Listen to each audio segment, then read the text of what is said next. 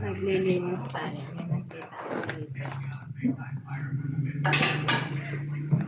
Oops, kayamanan. Wow! Ito ang aming kayamanan. Ayan. Bundle-bundle na kayamanan. Resibo. Resibo ito nung pinapagawa namin itong bahay. Ito yung mga resibo. Mga ito. Resibo ng bahay. Mga binili-bili ito. Ay, tulad nito. Mga flat latex. Yung po nito, mga wood. Basta, ito yung mga resibo-resibo na. Sana pera na lang, no? Bundle-bundle na pera. Ito ang asintada. Ayan. May asintada. 4 na load.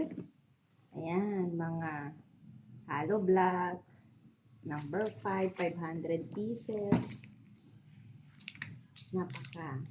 Thank you, Lord. Sa mga biyayang binigay mo. Ayan. 14,000. Yung gastos namin. Libo-libo. Tapos itong notebook ay yung mga pasahod namin. Labor. Ayan. Mga out. Dream house budget. Ayan. May 100. Uy, wow. Cansino. 149,740. Yan yung mga budget namin. Mga binili-bili. Mga amount. Ayan, 4,000. 36,000. 14,000. 27,000. Si Kuya, alam niya maglakas niyan. Ito, mga bakal. Ayan, nakasulat lahat. Mga kwan natin. Ito yung mga kwan. Mga pasahod natin. Kaya, ayan, meron tayong mga resibo nung tayo ay nagpapagawa ng bahay. Thank you, Lord. Ang kalat naman ng resibo na to. Ito sa City Hardware. Ito yung mga sa CR naman. Si Fonza. Fonza, 7,000. Package ito ng mga CR, 7,800. Ganun. Parang 10,000 ang isang set ng CR. Yung lavatory at saka kwan lang yun. Lavatory and yung tug-ukan.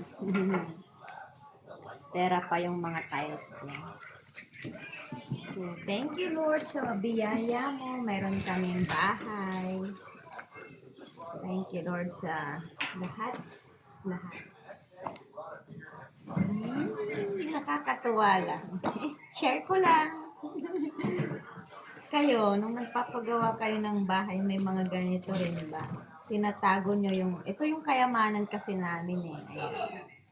Tinago ang aming mga kayamanan. Ay, may mga kwan pa dito. May paampaw. Happy Christining. Ay, BBC yan. Wow, Mama Tess ang nagbigay. Ito, bugos. Ito, bugos din. Sa mga nagbigay, thank you sa nagbigay. Ito, kay Yana, Ate Krisha, Monmon. Thank you, thank you. Ano na ito? Ay, meron pa dito mga kwan. Ito naman yung iba. Ano kaya ito? Receipt. Uy, may manakita ako dito. Call for celebration. Ayan. Kanino kaya ito? Sulat ko to ah. Love you, sweetheart. Mahilig kasi akong magsulat dati. Tignan natin. Ang taong gipit Ay, ang taong nagigipit sa sweetheart Lord kumakapit. Oh, tama 'di ba? Happy birthday. Birthday pala niya to.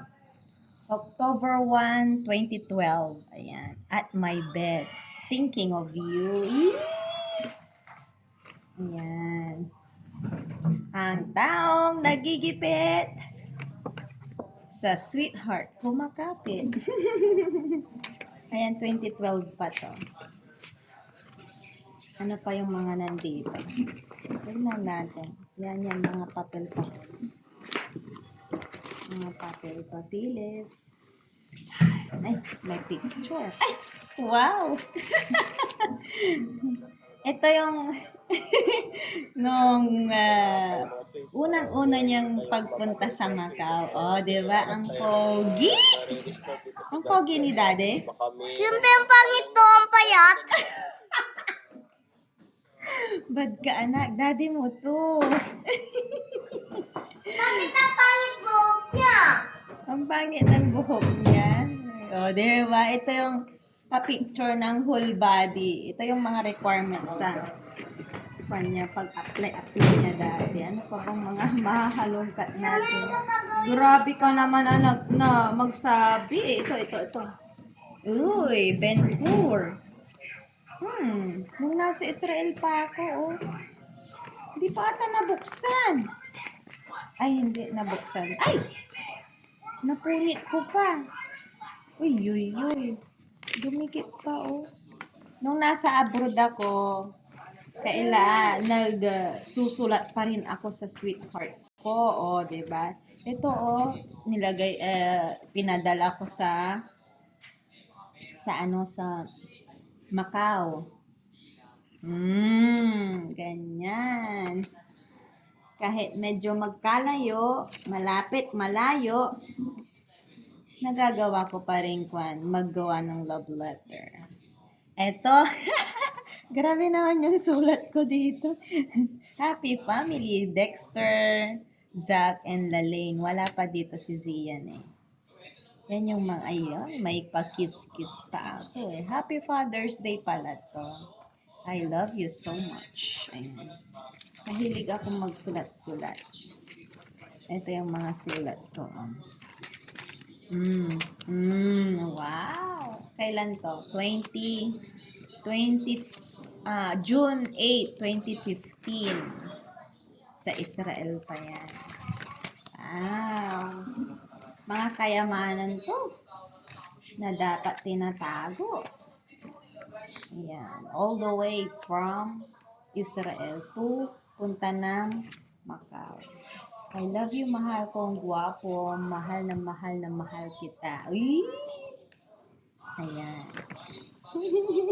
Nakaka-kwan lang. Kinikilig ako. Kinikilig ako. Ito mga kwan lang ito. Mga booklet. Galing Macau. Ayan. Shinare ko lang. Thank you for watching. Bye! Yung isa andoon eh.